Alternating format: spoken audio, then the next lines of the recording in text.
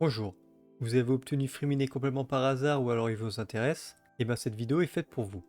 Tout d'abord, Fréminer est un détenteur d'un œil divin cryo et il utilise une clé mort et un scaphandrier pour frapper avec violence les fesses de ses ennemis.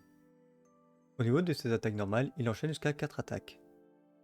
Pour son attaque chargée, il consomme de l'endurance de façon continue pour exécuter une succession d'attaques tournoyantes contre les ennemis proches. L'attaque chargée se termine sur un coup puissant.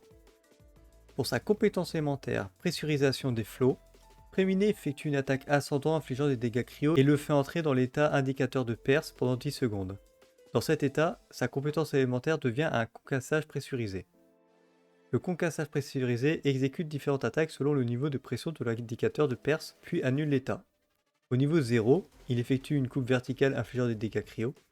Du niveau 1 à 3, il effectue une coupe verticale en coordination avec perce, c'est le petit pingouin qu'il suit, infligeant des dégâts cryo et des dégâts physiques. Les dégâts dépendent du niveau de pression. Et au niveau 4, c'est le dernier niveau, il utilise la puissance d'un perce totalement pressurisé pour infliger des dégâts physiques, ce niveau remplaçant également l'attaque normale par un concassage pressurisé. L'indicateur de perce, à quoi qu'il sert? Lorsque Fréminer utilise une attaque normale, il libère également un truc infligeant des dégâts cryo et augmente le niveau de pression. Ces dégâts cryo sont considérés comme des dégâts de compétences élémentaires. Comme c'est un personnage de fontaine, il possède un arc pneuma sur sa compétence élémentaire. Donc régulièrement, après avoir effectué une attaque ascendance, une épine d'inhalation est libérée pour infliger des dégâts cryo chargés d'énergie pneuma sur un ennemi. Pour son déchaînement élémentaire, Embuscade du chat sombre libère une brise de froid qui caresse les chines infligeant des dégâts cryo de zone, réinitialisant le temps de recharge de la compétence élémentaire et faisant passer Fréminer en mode track pendant 10 secondes. Dans cet état, sa résistance à l'interruption augmente et la compétence élémentaire bénéficie des bonus suivants. Son temps de recharge diminue de 70%, les attaques normales accordent un niveau de pression supplémentaire et le truc libéré inflige des dégâts pour une valeur équivalente à 200% de leurs dégâts d'origine. Au niveau de ses passifs, le premier passif, plongée profonde saturée, en utilisant un concassage pressurisé, si le niveau de pression est inférieur à 4, le temps de recharge de la compétence élémentaire diminue de 1 seconde.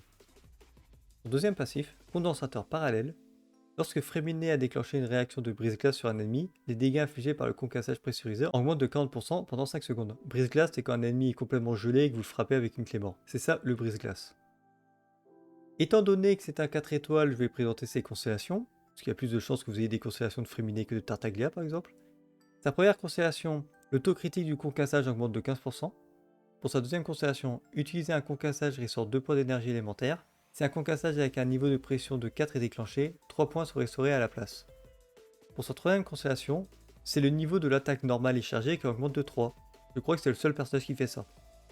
Pour sa quatrième constellation, lorsque Fréminer a déclenché une réaction de gel, de brise-glace ou de supraconduction sur un ennemi, son attaque augmente de 9% pendant 6 secondes. Cet effet peut être cumulé 2 fois maximum et déclenché une fois tous les 0,3 secondes.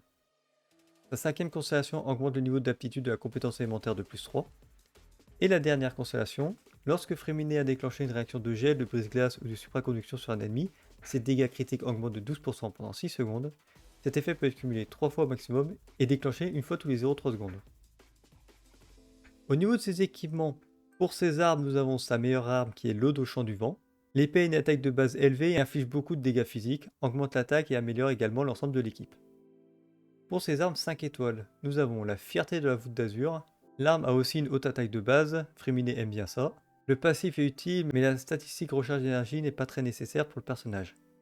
La mort du loup. L'arme possède une attaque de base légèrement inférieure, mais la compense grâce à son passif. De plus, cela améliore les dégâts de l'ensemble du groupe. La balise de Tamer de Roseau. Une arme avec une bonne attaque de base ainsi qu'un bon taux critique. Le personnage attaque souvent avec une compétence élémentaire, il peut donc facilement activer le passif. Cependant, l'équipe devra se passer d'un bouclier pour que Fréminer reçoive un buff d'attaque supplémentaire. Et la brise-pierre de corne rouge perd en pertinence face à d'autres types 5 étoiles, mais compense avec son énorme quantité de dégâts critiques. Pour ces armes 4 étoiles, nous avons l'ossature du dracon, une excellente arme qui augmente les dégâts globaux du personnage et donne également du taux critique. Mais pour un fonctionnement stable, il faut être protégé par un bouclier. La trancheuse de roche noire, l'arme sera jouée pour ses dégâts critiques et son augmentation d'attaque, idéale lors d'affrontements contre plusieurs cibles. Et au niveau de ses armes free-to-play, nous avons la tombe-neige en argétoile. C'est sa meilleure option free-to-play, idéale de par sa base d'attaque élevée et son bonus de dégâts physiques. Le passif est facile à mettre en œuvre dans les équipes avec une prédominance de l'élément cryo. Sinon, l'espadon prototype est une bonne option aussi.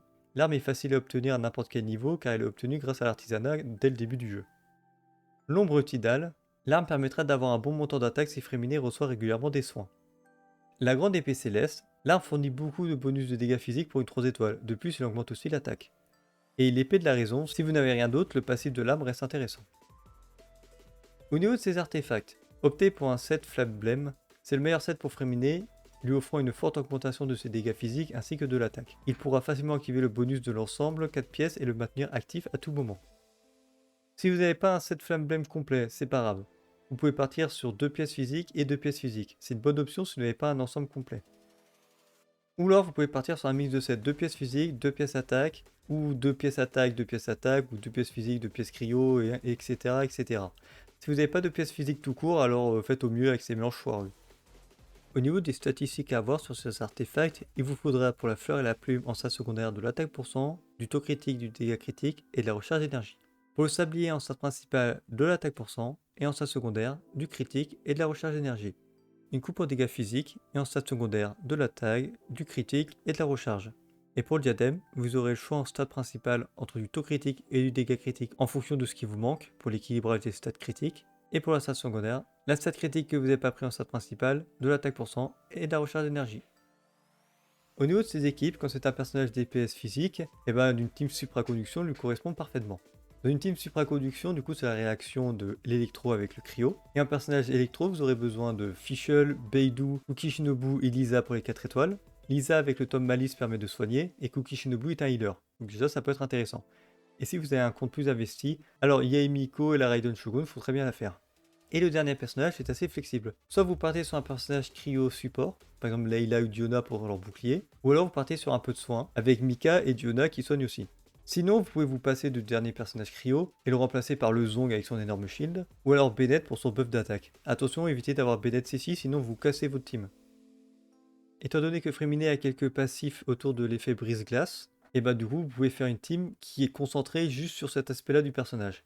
Donc pour ce faire, vous aurez besoin de personnages hydro. Pour remplir cette fonction, nous aurons Xingqiu Yelan pour l'aspect plus offensif, puisque leurs déchaînements élémentaires sont calqués sur les attaques normales du personnage, et Fréminet fait que ça, donc c'est parfait. Ou alors Mona et Hayato pour l'application en zone. Sinon, vous pouvez partir sur un personnage hydro support, ou un second personnage hydro DPS, c'est en fonction de ce que vous voulez et ce que vous avez. Ou alors, si un personnage hydro c'est suffisant, vous pouvez partir sur un personnage Anemo pour le contrôle de foule et la baisse de résistance élémentaire. Même si Fréminet est un personnage physique, alors la baisse de résistance élémentaire, c'est un peu con. Après, il fait un peu de dégâts cryo, donc pourquoi pas. Et pour le dernier personnage, vous aurez le choix entre soit un personnage cryo orienté support, Diona, Leila, Mika, soit un personnage cryo orienté DPS pour accompagner le flux de dégâts. Et dans ce cas-là, si vous partez sur un personnage cryo DPS, alors un personnage Anemo peut être intéressant pour la baisse de résistance élémentaire. Bien, maintenant qu'on a vu ces deux archétypes, pourquoi pas les mélanger? Donc on a une team briseur de glace qui fait de la supraconduction. Voilà, en gros. Du coup, vous allez mélanger les teams. Donc c'est littéralement, vous prenez quasiment les mêmes personnages hydro, les mêmes personnages électro. Et pour le dernier personnage, c'est assez flexible. Partez sur ce que vous avez. Donc pour de l'hydro, si vous voulez de l'offensive, Xingqiu Yelan. Et si vous voulez appliquer en AOE, Mona et Kokomi qui apportent du soin. Pour les personnages électro en 4 étoiles, c'est toujours pareil. C'est Fischl, Beidou, Lisa et compagnie. Et pour les 5 étoiles, Miko et Raiden. Et le dernier personnage, c'est flexible en fonction de ce que vous avez, soit en support cryo, soit le Zong, soit Bennett. Vous pouvez jouer Fréminet dans la team nationale, comme à l'époque où Shongyun était joué dans la team nationale, donc il va remplacer Shongyun. La team nationale a besoin que de 3 personnages pour briller, donc vous rajoutez juste un personnage pour apporter un peu plus de dégâts si vous avez envie. Ça existe cette version, c'est pas la plus performante de la team nationale, mais elle existe. Après il y a une petite particularité, c'est que comme il y a Xingqiu, vous pouvez geler les ennemis et du coup faire du brise-glace. Sinon, si vous n'avez pas Xingqiu, vous voulez le garder pour une autre team, mettez un personnage Anemo, donc Kazuha ou Sucrose. Et pour finir, nous avons une team Exubérance. Étant donné que la team Exubérance qui fonctionne le mieux n'a besoin que de 3 personnages, vous pouvez rajouter un personnage qui fait des dégâts à côté pour apporter plus de DPS dans l'équipe. Dans ce cas-là, ça sera Fréminet. Vous aurez besoin d'un personnage Dendro, et sans vous mentir, Naïda est le meilleur choix pour les teams Exubérance. Généralement, Dendro, Naïda sera le meilleur choix. En free-to-play, coller, c'est pas génial. Le voyageur, c'est un peu mieux. Yao Yao, ça apporte du soin, mais bon, du coup, si vous faites le déchaînement élémentaire, vous pouvez pas avoir Fréminet sur le terrain, sinon ça annule le déchaînement élémentaire de Yao Yao. Donc vous n'arriverez pas à appliquer le Dendro assez fréquemment avec Yao Yao. Bashu peut le faire, mais il a une application bien plus faible que Naïda. Donc ouais, si vous n'avez pas Naïda, cette team est compliquée. Si vous voulez avoir une team optimisée, évidemment.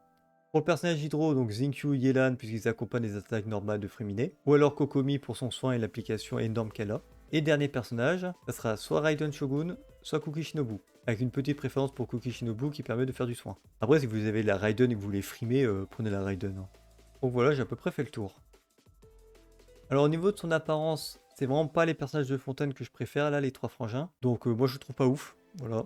Et sinon en termes de performance, bah c'est un 4 étoiles, donc forcément il sera tout au mieux moyen, voire moyen bon. De toute façon, Yula existe déjà, il remplit à peu près la même fonction, avec moins d'aléatoire que Yula, parce que si Yula vous n'avez pas touché avec votre déchaînement, vous perdez énormément de DPS, là où Fréminé n'avez pas ce souci-là. Mais bon, comme c'est un 4 étoiles, il sera forcément moins fort que Yula. Néanmoins, comme c'est un personnage physique, bah c'est pas trop l'emmerde de le jouer, tu fais que des attaques normales, et tu fais quelques compétences élémentaires à droite à gauche, et puis voilà. Donc voilà, c'est pas de prise de tête, ça fait relativement mal, c'est un perso sympa.